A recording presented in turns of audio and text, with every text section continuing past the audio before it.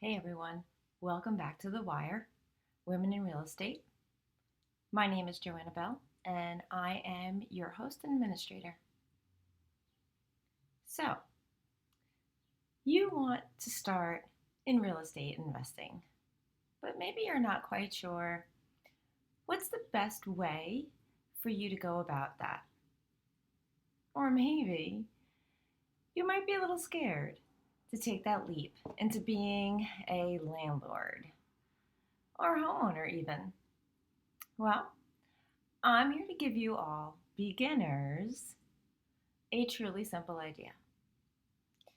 Let me first of all start by saying that I'm not an accountant, nor am I a financial professional.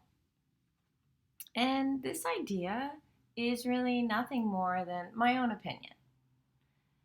You should certainly speak with a financial advisor if you decide that you want to get involved in this form of real estate investing. And secondly, if you like my content, then please hit that like button and consider subscribing to my YouTube channel and hit the bell so that you get notifications whenever I post new content. Okay, so when you look at real estate investing, direct real estate purchases come with several barriers to entry. So you have hefty down payments sometimes. You've got financing challenges that you are going to have to overcome.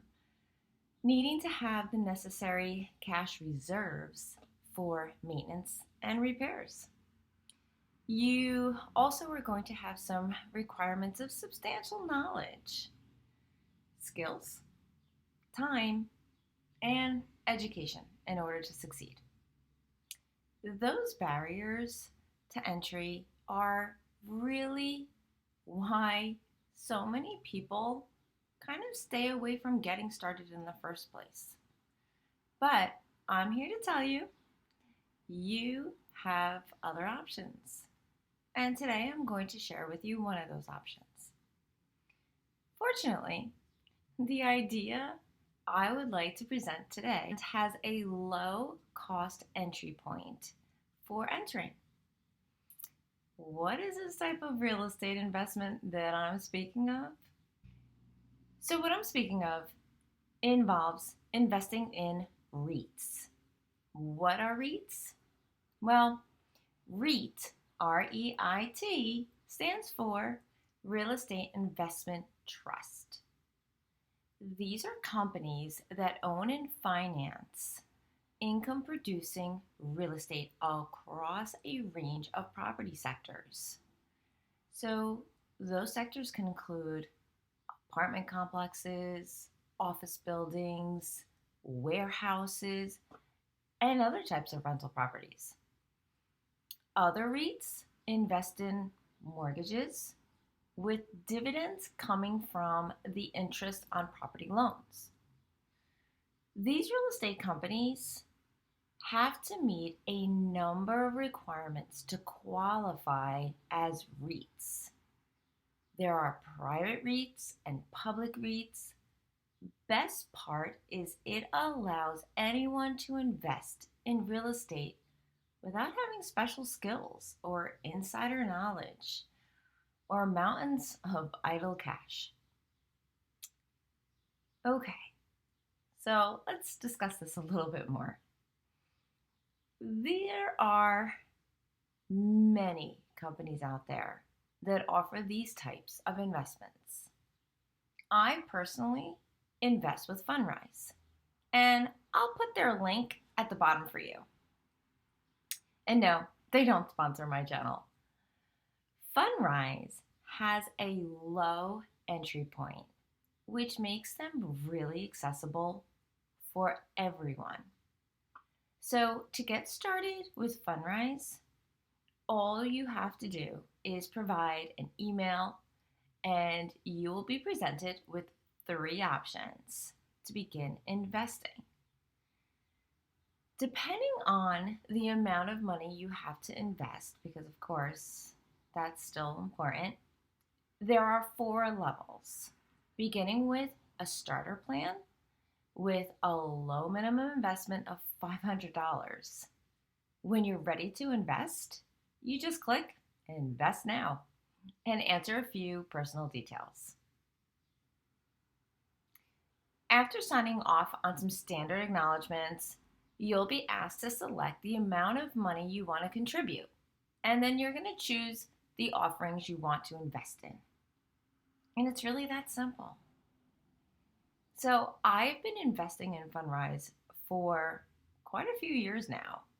I find their platform super easy to use. And once it's set up, it's very passive. You can add to the investment whenever you'd like to. Or you can just leave the initial investment in there to grow, which, how much easier can that be? Fundrise is not the only game in town, and I'm not here to say that it is. There are plenty of other companies that offer this form of investing, such as Roofstock, CrowdStreet, and Streetwise. And there's probably many more. REITs pay back in dividends to their investors, which you can choose to withdraw or reinvest. For those that are really new to real estate but want to invest in some form, this is a definite option. So again, the great thing about REITs is once you put that initial investment in, you can just leave it. You don't necessarily have to add more money to the investment because you're going to be getting dividends. And you can always use dividends to add money into your account.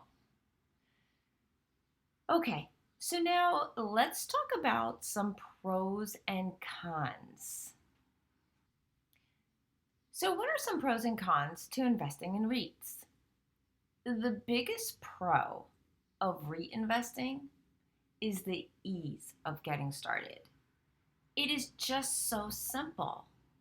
Like I mentioned before, you don't need any special skills or knowledge, and most of all, you don't need a large amount of money to invest, nor do you need to worry about your credit score or the time commitment it could take to find a property that will return a profit, because it's super easy to find a property, but that doesn't mean that that property is going to return a profit.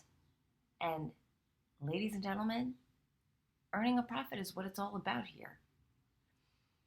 Okay, another pro of REIT investing is the ease of getting out of the investment. You don't have the potential long length of time or inconvenience of having to sell a property to get your money out, nor do you need to tackle a cumbersome refinance or home equity process. You can always close your REIT account and have your money returned to you. Another pro. Since REITs are required to pay at least 90% of taxable income to shareholders, they tend to have above average dividend yields. It's not uncommon for REITs to have a perfectly safe dividend yield of 5% or more, while the average stock on the S&P 500 yields less than 2%. Here's a pro and a con. All right. So a pro and a con is that real estate values are not tied to stock or bond market. All right. So economic conditions affecting one usually doesn't affect the others. So while some may suffer losses in the stock market, REITs could turn an easy profit. That said, the flip coin, REIT shares can fall in value if supply is greater than demand. In other words, rental unit and building occupancy rates drop. So this can affect the value of properties, causing the value of shares to fall as well.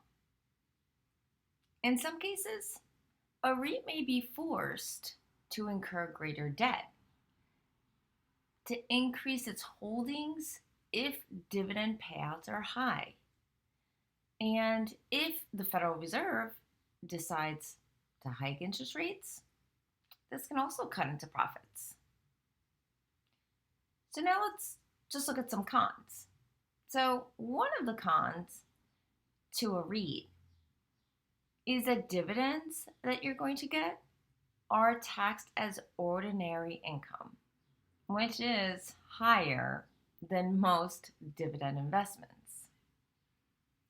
Another con is that technically you don't own a piece of property, but you're really owning shares in a property investment. Overall, my friends, for those of you who are looking to get your feet wet in real estate investing, but perhaps you're not quite ready to dive into the pool just yet, the benefits of REIT investing outweigh the risks. Here's to empowering you to begin your journey in building wealth and financial freedom, leveraging everything real estate. Don't forget to subscribe and click the bell to receive notifications every time I add some new content. And if you liked this, please hit that like button. Until next time, I'm Joanna Bell, and this is The Wire, Women in Real Estate.